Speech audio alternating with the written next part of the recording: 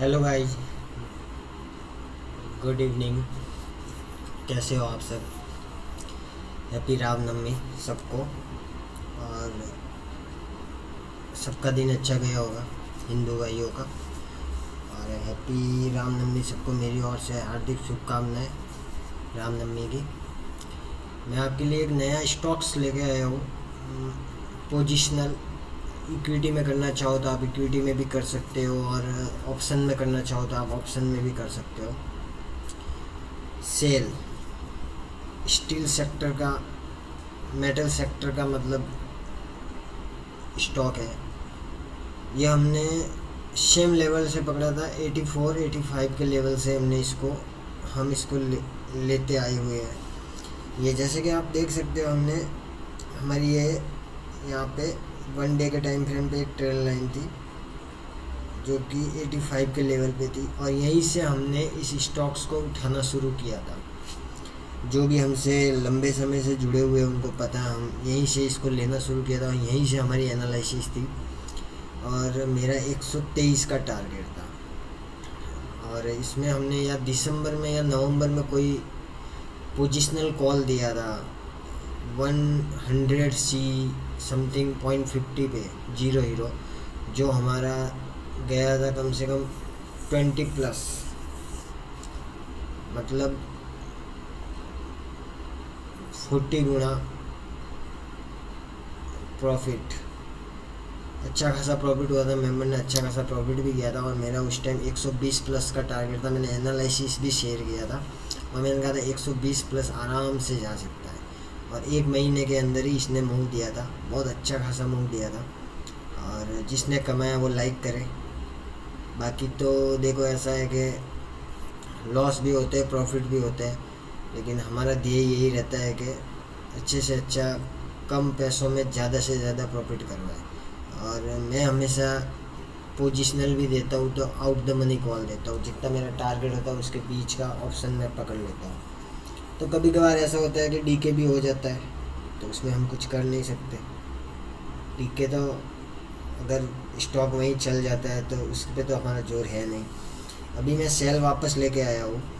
इस सेल में 1 डे के टाइम फ्रेम पे डबल बॉटम बन रहा है, जो कि 117-16 या 115 समझ लो। 115 का मतलब स्टॉप लॉस हम इसमें मेंटेन कर सकते हैं लॉन्ग टर्म के लिए। 200 प्लस का टारगेट है इसमें, 200 प्लस 250 प्लस का टारगेट है। अभी डबल बॉटम बना रहा है, यहाँ से ये रिटेस्ट भी हो चुका है। तो रिटेस्ट हो चुका है, अगर कोई शॉर्ट टर्म व्यू लेना चाहे तो 140 नहीं, 140 बहुत कम हो जाएगा, स्टॉप लॉस ले लेता है। चलो, आप अगर कैश में अगर कर रहे हो तो 115 का स्टॉप लॉस रख के इसको होल्ड कर सकते हो, ठीक है। या टारगेट रहेगा अपना 200 प्लस का। Double bottom with retest also done. Average आप इसको कर सकते हो 140 के लेवल पे, और क्वांटिटी ऐड कर सकते हो। उससे थोड़ा नीचे आए तो 135 के लेवल पे और क्वांटिटी ऐड कर सकते हो। उससे नीचे और ऐड करने की ज़रूरत नहीं है। यहाँ से टारगेट इसका रहेगा 200 प्लस का।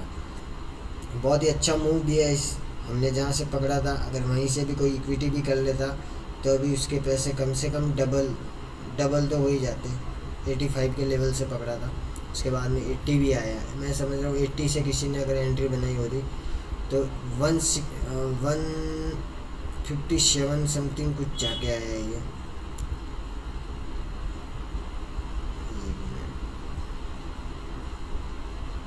157 प्लस इसका हाई है। अगर इस बार यहाँ से 157 प्लस का हाई तोड़ के अगर ये 1 डे के टाइम फ्रेम पे अगर क्लोजिंग देता है मारूबोजू कैंडल, या 1 डे के टाइम फ्रेम पे हमने एनालिसिस की है, और 1 आवर के टाइम फ्रेम पे अगर इसको हम एग्जीक्यूट करते हैं और 157.50 के लेवल के ऊपर अगर क्लोजिंग देता है मारूबोजू कैंडल विद, तो हमारे फर्स्ट टारगेट इसमें रहेगा 147, 10 मतलब 168 का फर्स्ट टारगेट। सेकंड टारगेट रहेगा इसमें 188, और थर्ड टारगेट रहेगा इसमें 200 प्लस का। तो जो भी इसमें करना चाहे वो कर सकता है, अच्छा खासा स्टॉक्स है। और सेल का तो अपना चलो हो गया है, मैंने आपको बता दिया। सिंपल व्यू है मेरा, मैं इसमें कुछ भी ना तो लगाता हूँ ना कुछ करता हूँ। मैं हमेशा आपको जो भी कुछ देता हूँ तो इसी बेस पे मैं कॉल देता हूँ। और हमेशा देखो, कभी कभार ऐसा होता है कोई नेगेटिव न्यूज़ की वजह से स्टॉक्स नीचे आ सकता है, लेकिन ऑल ओवर अगर वो मेरे सीधे साधे नज़रिए से अगर ऊपर है तो वो ऊपर ही रहेगा। मैंने अभी तक जितने भी स्टॉक्स देता था, मैं कम से कम 4 साढ़े 4 साल से मार्केट में मैं ये छोटे पैकेट वाले ही जो बड़े बड़े लॉट साइज होते हैं ना, उसी में काम करवाता हूँ। और अभी तक मैंने बहुत सारे स्टॉक्स उठा दिए हैं। अब जो मेरे साथ काम करता है उनको पता है, ये नेशनल लूम भी 90 के लेवल पे था, आज 190 समथिंग हाई लगा के आया है। टाटा स्टील 105 पे हमने पकड़ा था। पावर ग्रिड कम से कम, पावर ग्रिड का मुझे मालूम नहीं है मैंने कहाँ से पकड़ा था। ये PFC 140 से पकड़ा हुआ है। टाटा पावर 208 के लेवल से पकड़ा हुआ है, ठीक है ना। जील छोड़ो, फेडरल नहीं, IEX तो हमने 130 के लेवल से पकड़ा हुआ है, यही घूमता है। और NMDC भी आपको पता है तो 140 के लेवल से हमने इसको पकड़ा हुआ है। REC लिमिटेड भी हमने REC और PFC दोनों 140 लेवल से पकड़े हुए हैं।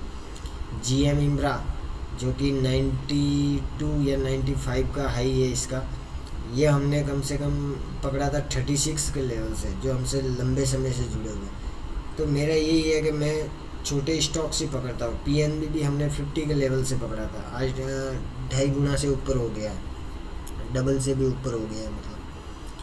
तो यही है, बाकी तो अभी ये मेरे पास ये स्टॉक्स था, मैंने आपको बता दिया। 200 प्लस का टारगेट है। अगर 157.50 ये मार्क कर लो आप, ये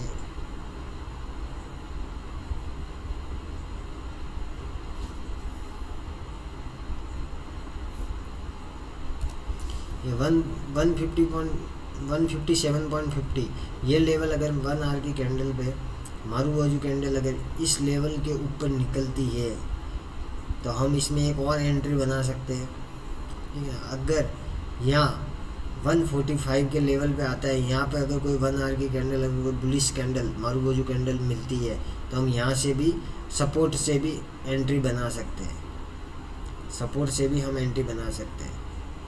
यहाँ से हमारा 200 प्लस के टारगेट रहेंगे।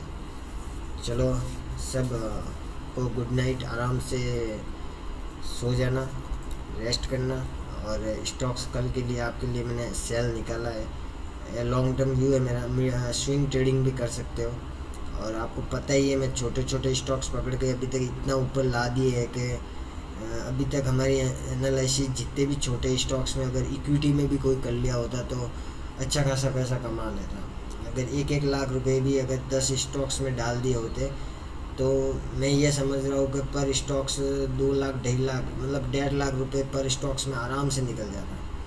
तो 10 स्टॉक्स में कम से कम 15 लाख रुपए हो जाते। तो कैश भी, इक्विटी भी महान है, ऑप्शन ही महान नहीं। ऑप्शन तो उनके लिए जो कम पैसों में ज़्यादा पैसे बना सकते हैं, लेकिन कैश के आगे कुछ भी नहीं है, ये हमेशा ध्यान रखना। और मैं अभी फ़िलहाल मैं पोजिशनल स्टॉक्स डाल रहा हूँ, तो थोड़े दिन के बाद मैं लर्निंग वीडियो भी डालूँगा, बेसिक्स टू एडवांस। अभी मैं फ़िलहाल यही डाल रहा हूँ।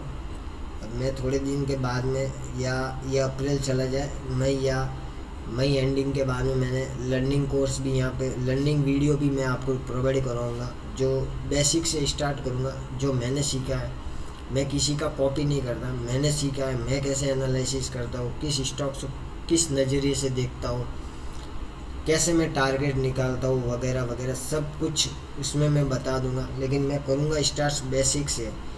कैंडल कैसे देखता हूँ, कैंडल कैसे पढ़ता हूँ, मतलब लेवल के हिसाब से मैं कैंडल के हिसाब से भी देता हूँ, लेवल के हिसाब से भी कॉल देता हूँ। तो लेवल के हिसाब से मैं कैसे देता हूँ, मैं बिना स्टॉक्स देके ही कभी कभार मैं कॉल दे देता हूँ, तो उसका भी पता चल जाता है कैसे होता है। वो लेवल के हिसाब से देता हूँ मैं, वो कभी मैं चार्ट देखता नहीं हूँ। चलो धन्यवाद।